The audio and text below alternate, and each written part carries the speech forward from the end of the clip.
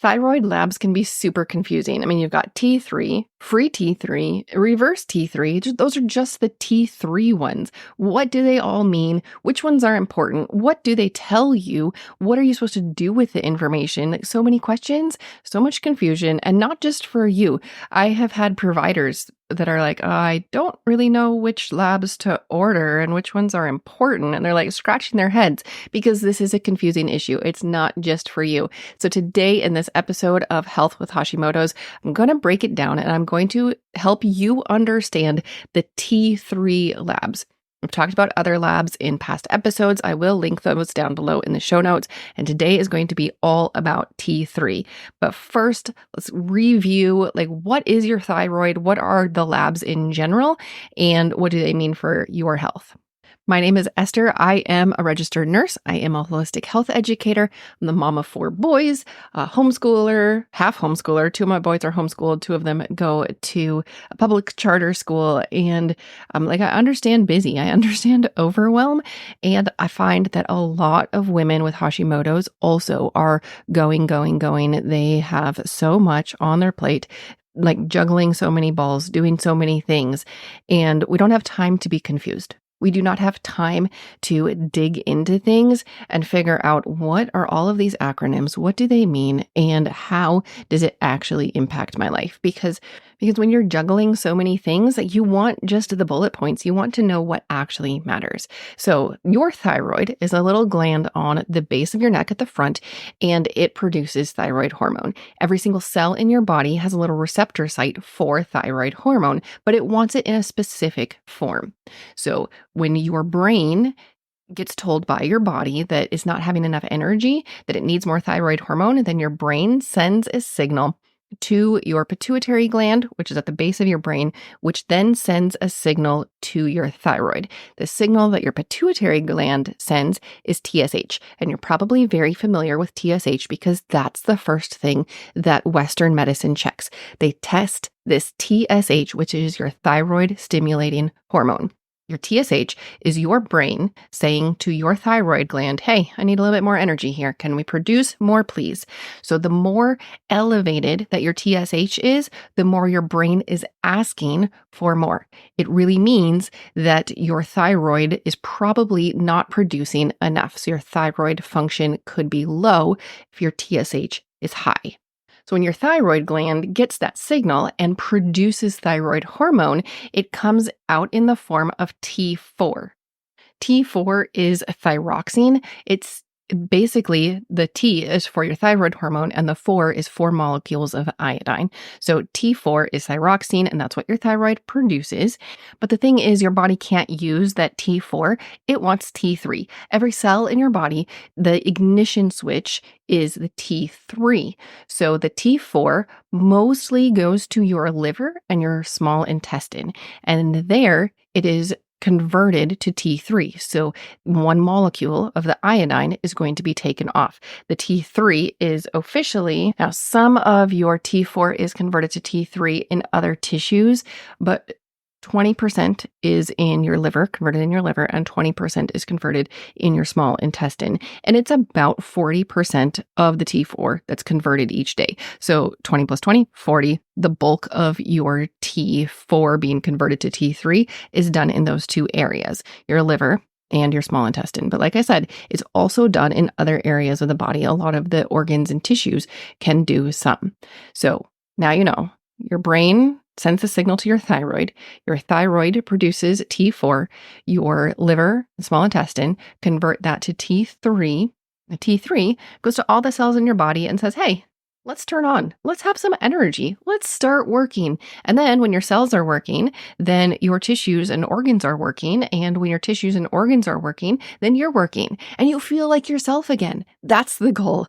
We want to feel like ourselves. We want everything to be online. All systems go, right? Yes, that is what we want. So when you're looking at your labs, how do you know what is not normal? Because there's so many different things to look at. I remember the first time that a provider was like, I want to check your thyroid. And it wasn't something that she ordered every day. So she ended up even calling the lab saying, which panel do I order? Because different labs, they will bundle different So labs, as you know, the corporation, they will bundle different labs, as in the tests, together in a panel to make it, technically easier for providers. So they just order one panel and they get everything they want. Well, there's so many different combinations of panels or different, lab tests within panels. I think on the at-home lab that I use, and I can link that down below too, it's through Ulta Labs.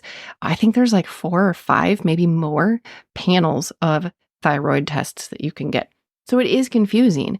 And I remember my practitioner like, okay, I want to know this and this and this. So which one, it's just confusing.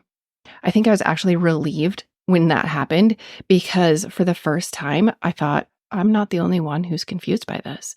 When you're in the emergency department, we all really try very, very hard to have a good answer for everything.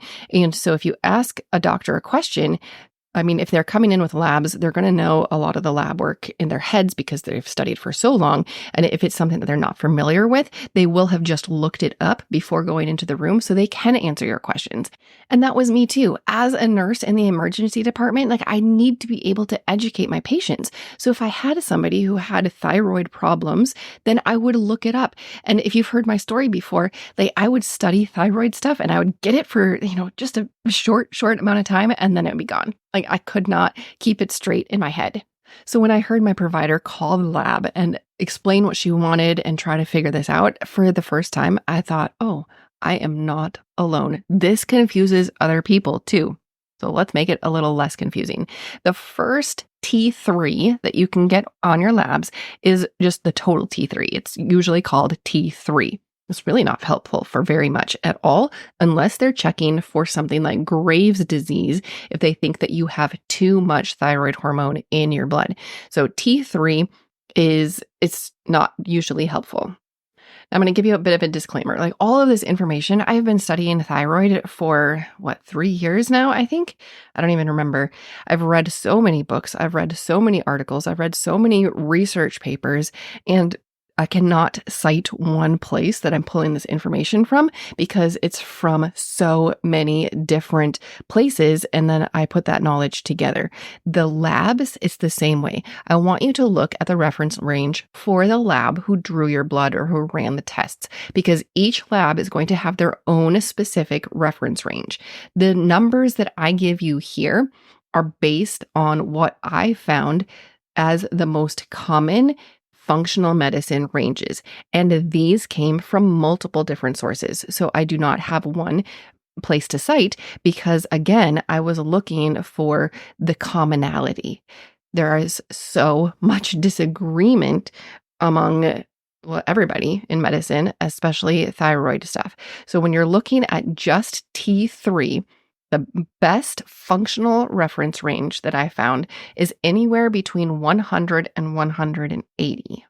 If it is elevated, then you might have too much T3 in your blood, and it might point to something like Graves', which is an autoimmune problem, and it's where your thyroid puts out too much hormone.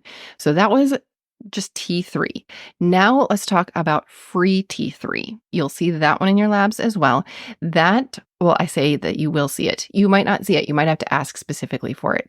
Free T3 is a measurement of how much T3 is actually available for your cells to use. It's free. It's free to be used. So that is free T3. It has a more narrow range, and it's between 3 and 4 when I was looking at a whole bunch of different labs at their functional reference ranges. So between 3 and 4.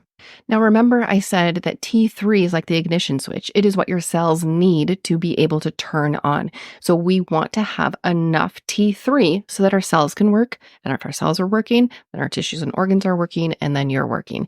So if your T3, your available or free T3 is low, then you're not going to have as much available to your cells, and then you might feel hypothyroid. If people feel like they have hypothyroid symptoms, if they're gaining weight, their metabolism is slow, they're feeling cold all the time, they're constipated, they're feeling depressed, their hair is falling out, skin issues, feeling sluggish, having brain fog, all of these things can be hypothyroid related. And you might feel all of those things, and your doctor or your provider says your TSH is normal. Well, but you're still feeling hypothyroid. It might be that you don't have enough available free T3. You don't have enough for your cells to use. So that is a crucial number to look at. But then you ask, like, why? Why don't I have enough? If your thyroid is producing T4 and 40%, 40-ish percent of it is supposed to be converted to T3 on any given day, then why don't you have enough? Well, that's the other thing that T4 can get turned into. Sometimes it's turned into T3. And other times your body is like, nope, we need to rest, to slow down, to heal. Because it is when you are resting and sleeping that your body is healing and renewing and restoring. So sometimes your body prioritizes those things. It increases the brake system. So your thyroid produces the T4, and then your body is like, nope, we actually don't need a lot of energy. We need to heal. We have too much stress, too much cortisol. So it makes more reverse T3. That's like the brake system. It is your body saying, let's halt here. Let's slow down and heal. Your reverse T3, everybody has some, because on any given day, about 40% of your T4 is being converted to T3, and about 20% is converted to reverse T3. If that reverse T3 goes up, it means that your body is prioritizing the brake system. It's going to do that, like I said, if it's under stress. That could be chronic stress. It could be acute stress, so something happening right now. It could be inflammation. There are a lot of things that can increase your reverse T3. So increased cortisol or extra cortisol, that's the stress hormone, that definitely does it. So trauma, there's a big link between trauma and autoimmune problems because it's such a trigger, especially for Hashimoto's. When you have chronic stress and your cortisol is constantly elevated, your adrenals, those are the little things that put out the cortisol, they can get tired, and then your cortisol can be too low. Too low of cortisol can also cause problems with your reverse T3. It can cause it to be elevated. That's because your body really likes the Goldilocks range. It wants it not too hot, not too cold. It wants your cortisol to be not too high, not too low. Everything needs to be in the Goldilocks range. And if your cortisol is too high, it can make your reverse T3 get elevated. If your cortisol is too low, it can elevate your reverse T3. And the specific mechanism for when your cortisol is low, and that leads to increased reverse T3, is because when your cortisol is low, thyroid hormones can actually build up in your blood. And then your body, it says, oh, there's too much T4 in the blood. It's not getting processed quickly. And so then it makes excess reverse T3 or more reverse T3 to take care of the excess T4. Does that make sense? So you have too much T4, and then your body produces extra reverse T3 to take care of that. It doesn't want to use it. It just wants to take care of it and to get rid of it. There's another thing that can cause reverse T3 to be elevated, and that's when your iron levels are low. And this is really the same thing as if your cortisol is low. It's a different way to get to the same ending, I guess, because if your iron is low, then typically you do not have as much blood cells. And if you do not have enough blood cells, then it's not carrying enough. And so you're going to have excess thyroid hormone that, again, needs to be taken care of. So you create increased reverse T3 to take care of the excess. And the final most common reason for increased reverse T3 is if you're taking medications that are beta blockers. Those are usually for your heart, for your blood pressure. Metoprolol is one of the most common ones. They're all going to end in an olol. So metoprolol, propranolol, those are beta blockers, and those can also increase your reverse T3. The most common thing that I see in the people that I talk to and in the Holistic Hashimoto's course is stress. It is the cortisol link when they are constantly stressed, and so they have increased reverse T3. And that's what we focus on, is lowering stress levels and increasing resilience, because both of those things can help our cortisol. We want to help our body thrive in the environment that we have. Oh, I didn't give you the numbers. So the numbers that I have written down, again, check with the lab that is doing your blood work. For free T3, I have written down between 3 and 4. And so that's based on the lab that did my blood work or has done my blood work. It's based on looking at a whole bunch of different physicians and providers online and the endocrine people. Endocrine is just a fancy name for hormones. And of course, your thyroid hormone is a hormone. So that's the free T3. And then reverse T3, you know what? I don't have a number for you. The lab that I was looking at and all of the different ones that I researched, they said it should be less than 15. So what if your numbers are low? What if you don't have enough available T3, or if you have too much reverse T3? Then we want to address what's causing it. But while we're addressing it, if your cells don't have enough, then it might be time to talk to your doctor about a combination medication therapy of doing both T4 and T3 and find something that works for you. Everybody is different. I've talked to people who felt amazing on T4 only. I have talked to people who felt amazing on a combination of T4 and T3. I have talked to people who felt amazing with no medications. If they took medications, they felt worse. You have to figure out what works for you, for your body. So if you don't have enough T4, then you're not going to be able to convert enough to T3. So you're going to need to have more T4. And that is medication, Synthroid, levothyroxine. Those are the most common ones. And if you want a combination, then you can get natural desiccated thyroid. That's NDT or Armour or something like that. But what you really want to do is you want to address why it's not converting.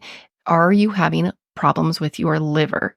Your liver does so much work every single day. It is so hardworking, and it works hard with your hormones, especially, well, all of them, but estrogen. Estrogen, it processes, and if it doesn't have enough time to process the estrogen that's in your blood, it'll send it around and say, maybe I'll get to you next time you come through. And then we get too much estrogen in our system, and that's estrogen dominance. And that can be really hard on the liver. And so that's why I did an entire podcast episode a while back on estrogen dominance. And we talked about things that you can do for your liver health, because you want your liver functioning really well so that it can do its job. One of its jobs is to convert T4 to T3. So look up that estrogen dominance podcast episode. Again, I'll put the link down in the show notes, and figure out what you can do for your liver. The thing that I do every day, super simple. I just swallow a tablet of 5 different herbs. It's called Protandim NRF2, and it helps so many different things in the body because it activates my body to do what it's supposed to do, like create antioxidants, to create your master detox thing, the glutathione. You've heard of that, right? Glutathione is so powerful for taking care of the stuff in our body, and we want more. And so this NRF2 activation, it activates my body to make 300% more glutathione. That's huge. It also takes care of other detox pathways and supports my liver. We want to support our livers so that our liver can do its job. And then the other thing, do you remember where else I said that most of your T4 is converted to T3? It's in your small intestines. And that's why we talk about gut health. And that's why everybody needs to be eating some sort of probiotic every day. You can get it from fermented foods. You can get it from a capsule. I do have fermented foods every day. I've started making sauerkraut, and I was really scared about it at first. I really was. I don't know. It made me really nervous. Also, I was scared of the taste. I just thought it was going to be gross. And it was gross. And then I got used to it, and now I really like it. So I've been making sauerkraut, and I've been eating that. I make kombucha, yogurt.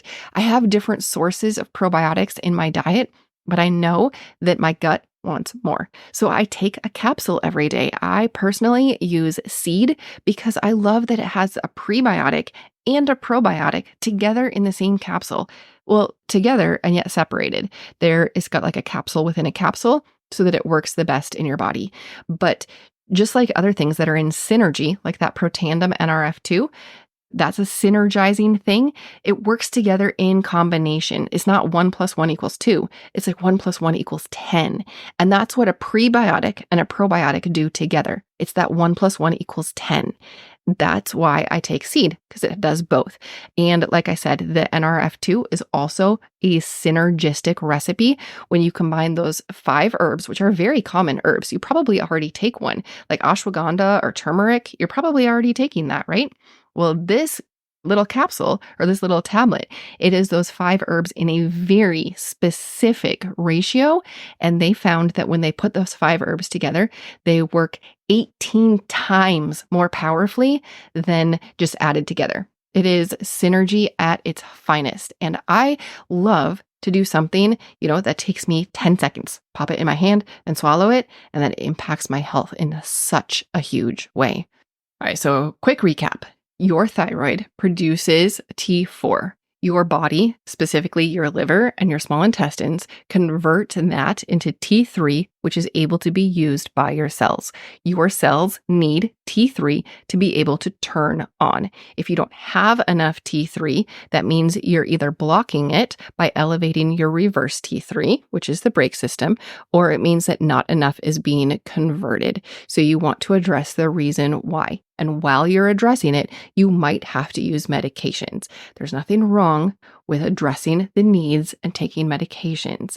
And while you're supporting yourself by taking the medications that you need, if you fall into that category, also come and join the Holistic Hashimoto's course, because in that course, we're going to talk about all of the root causes so that you can support your body and do exactly what you need so that your body can do what it's supposed to do.